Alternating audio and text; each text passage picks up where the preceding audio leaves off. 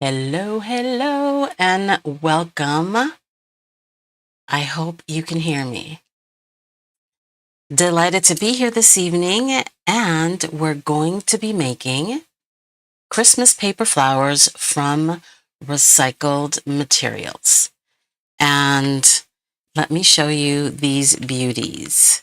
Wicked easy to create and put together with very little effort. And again, it's just using your stash, using what you have in your recycle bins, etc.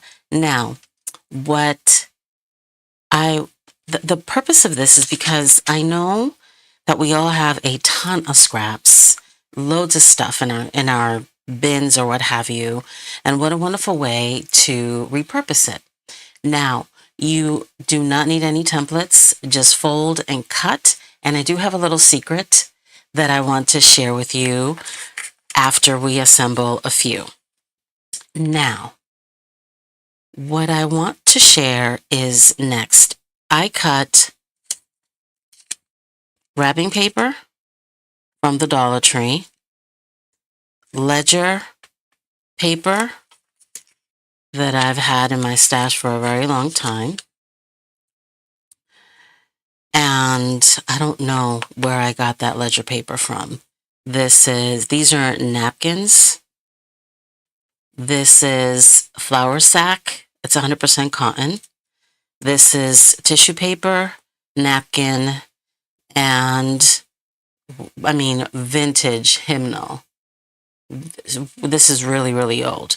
Now, for sizes, what I did is these are 2.5 by 2.5. These are 2 by 2. Totally up to you how big you want the flowers to be. And I pretty much want it to stay between a medium and a small size. Okay?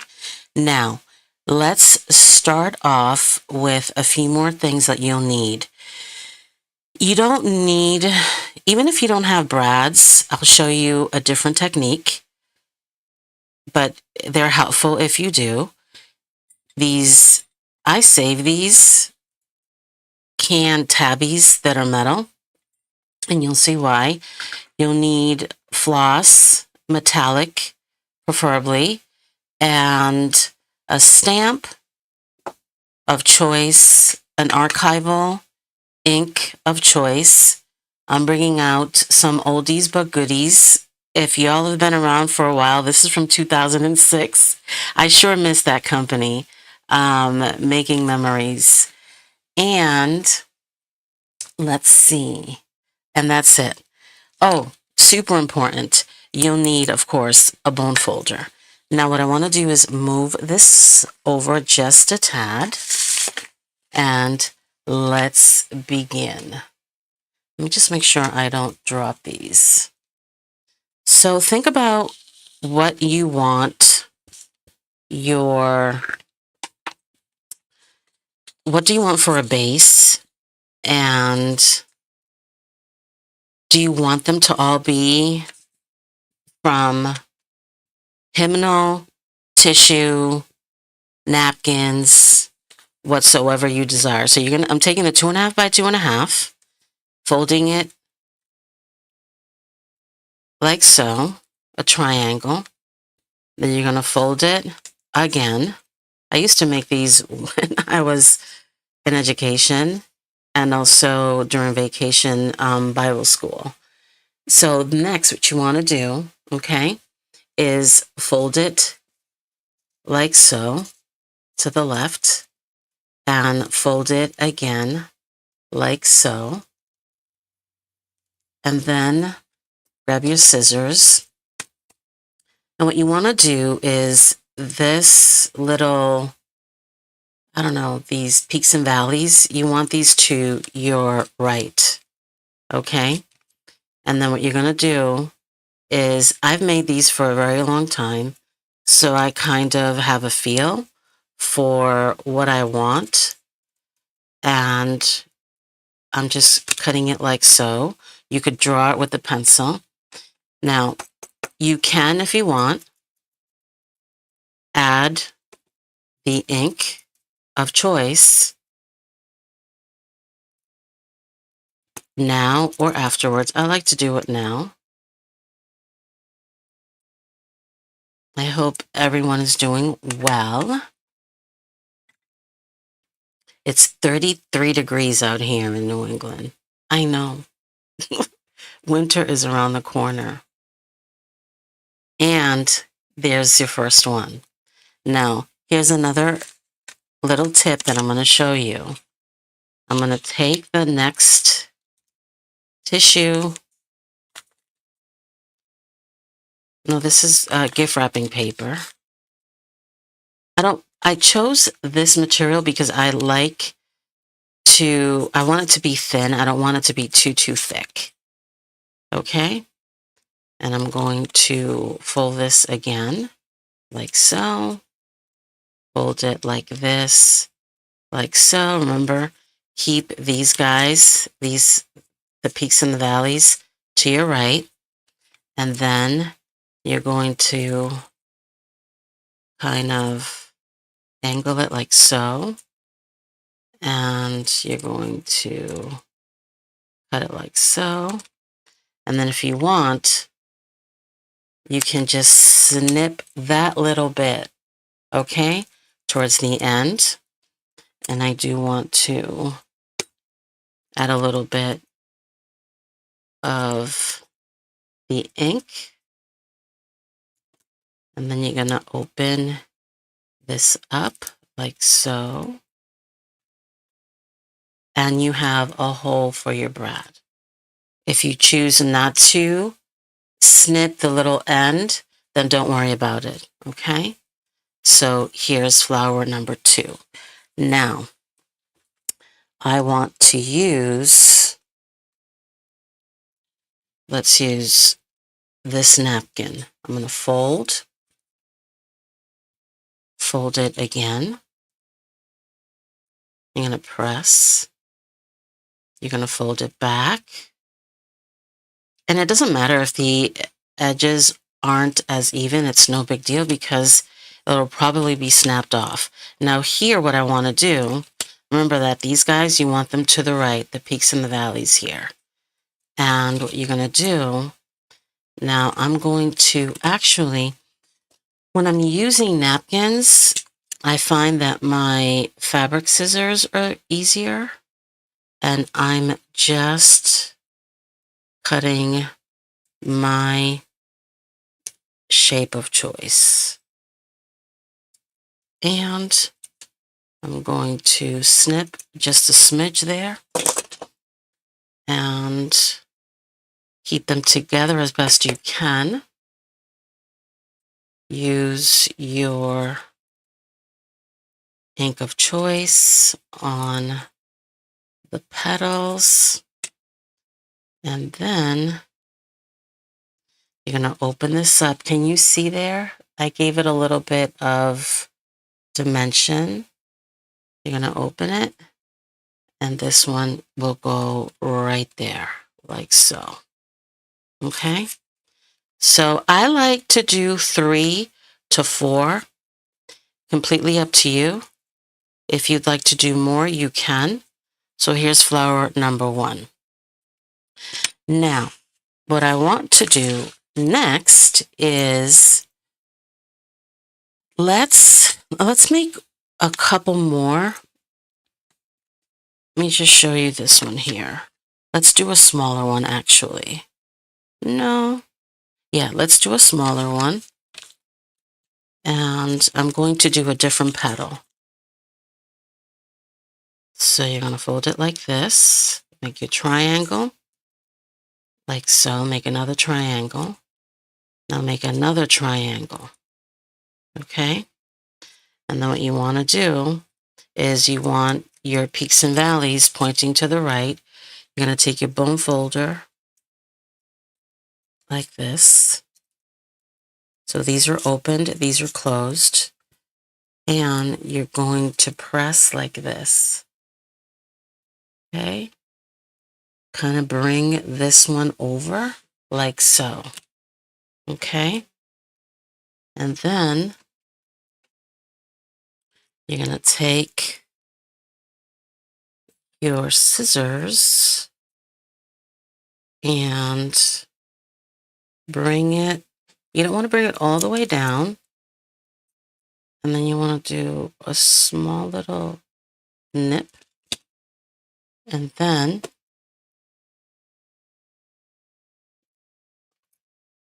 distress the petals.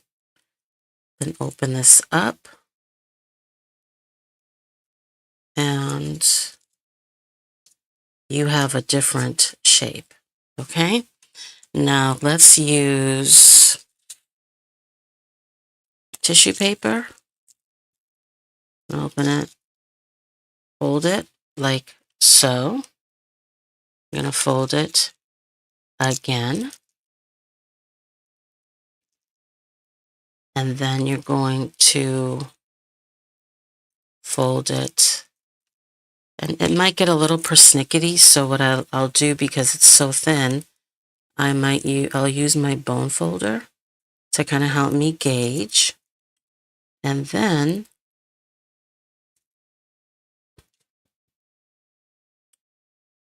you're going to use your bone folder again. And what you want to do is it's almost like if you're making an airplane, if you will. Okay? And then you're going to take your scissors and give it a little wiggle wiggle. And then you want to bring it down, but not all the way down. Then you want to snip just un poquito. That means a little. And distress. Then you're going to open this up like so. And here's flower number 2. Now, what I want, let's do the napkin. So you're going to fold it, make a triangle, fold it again. Okay. Then fold it again. And then you're going to take your bone folder and kind of crease it like so. Bring that over, and it's like a little airplane, if you will. And then you're going to give it a shape if you want. And you're going to bring it down about there. And then you're going to snip a little bit.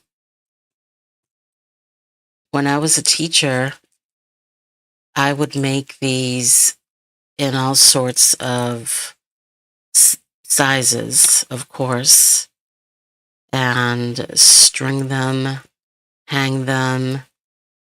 It was just so much fun. And sometimes I would make them and the kids would paint over them, and that was a lovely way to engage them in adorning the classroom, if you will. So look how easy that is and how pretty. Welcome, welcome. So happy that you're here. Now, what we're going to do next are a couple of things. Let's stamp. And let me show you how easy this is. What you're going to do is grab your stamp of choice, use an Archival, that's just my opinion, ink, and then choose which flower you want to stamp. And I want to stamp on that one. Okay, just like so. And then on this flower, I want to stamp on the first flower. Okay, then what we're going to do is, actually, I kind of like that. And I kind of like that. Now, if you don't have brads, let me show you what you can do. Okay, is you'll glue, and I use 3-in-1 glue. You'll put just a little bit of glue on the center and you stack them. Completely up to you, or you can use your brad. If you don't have a brad, you know those little, I don't know what they're called, but they come on all those artificial kind of flowers that you can get at the Dollar Tree or Michael's, Hobby Lobby. Well, I snip them off, and you can use that on the center, just like so, with a little bit of glue. Again, if I'm trying to keep this as basic as possible, so if you're, experimenting and trying to make these for the first time, and you don't have a lot of the bells and whistles, if you will, that's a little tip to keep in mind, okay? So once you've added your stamping, then what you'll want to do is add your brad. But if I know you can use an eyelet as well, and I'll show you a little trick later in a second. So here's how easy that was to put together, okay? Then next, what we're going to do is, if you want to curl your petal, you're going to lift your petal, put your pointer finger, use your prick tool, and gently lick it up, okay? Just like that. So you want to move your petal forward, use your tool to kind of, it's like you're flicking it up. If you want to do the bottom petal, you'll do the same. And you just want to be gentle because you don't want to break the petal because, again, the hymnal paper is wicked old. I think I got the book for like 50 cents at a vintage place out here in New England years ago. But look how pretty that is. And then if you miss a couple, just go back and you do it again. Just like so. Okay? Now, the other thing that I did is, how do I like to add dimension. You don't have to, of course, but I love this effect on the flowers.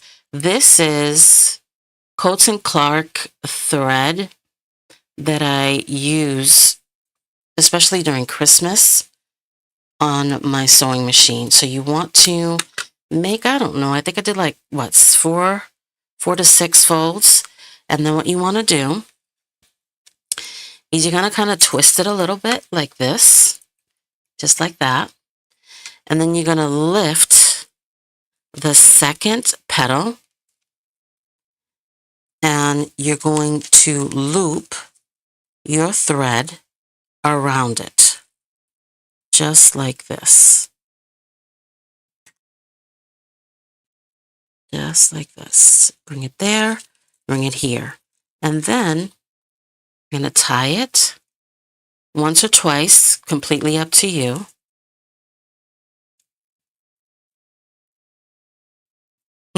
I'm trying to find it. Here we go. Here we go. Here we go. Here we go.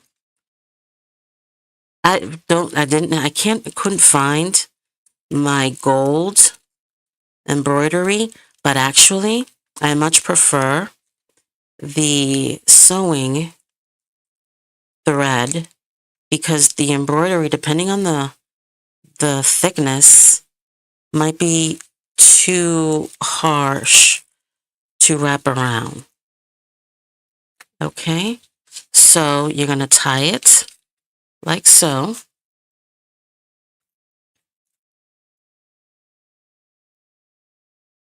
Just like that. And then you're going to take your scissors and snip and snip. And I love that effect, especially if you're going to put it on a tag or a journal cover. Look how pretty that is. I absolutely love that effect. So you could do it with gold, silver, kind of like this cranberry, completely up to you. So that's number one. Now, the other thing that we're going to do is I've already prepped a little bit of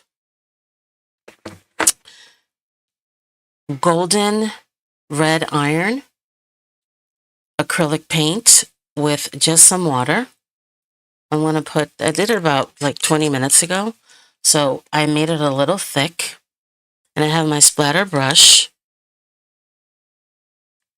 And if you want to add splatter to your flowers, you want to do one petal at a time. Just like so.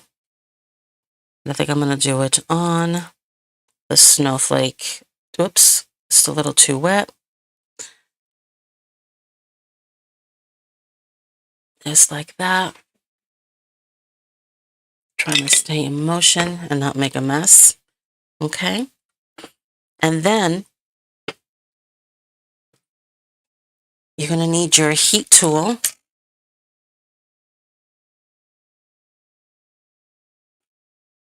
Just want to be careful if you're using tissue that you kind of keep it at a distance, because I don't want your tissue to catch fire. So be mindful of that. I probably wouldn't use it on actual tissue paper, but I did. You just want to keep it as far away as possible.